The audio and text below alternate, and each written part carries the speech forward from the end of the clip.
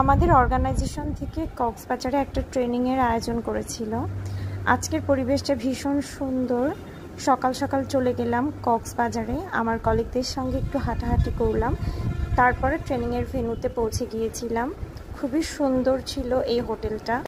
9টার সময় ট্রেনিং শুরু হয়ে গিয়েছিল, তারপরে স্ন্যাক্স ব্রেক দিয়েছিল, হালকা পাতলা নাস্তা করে নিয়েছিলাম।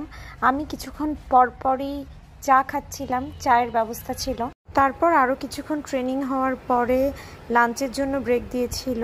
খাবার বেশ মজার ছিল, বাঙালি আইটেমই ছিল। ট্রেনিং শেষে সবাই একটু কালচারাল অ্যাক্টিভিটিস করছিল।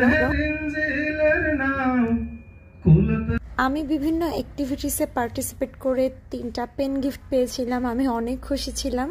ট্রেনিং শেষে হাতে পর্যাপ্ত সময় ছিল, এই কারণে আমি আড়ংয়ে চলে গিয়েছিলাম। আমার ফ্যামিলির জন্য কিছু শপিং করব ভেবেছি আজকে, কারণ অনেক দিন পরে আমি বাসায় যাচ্ছি।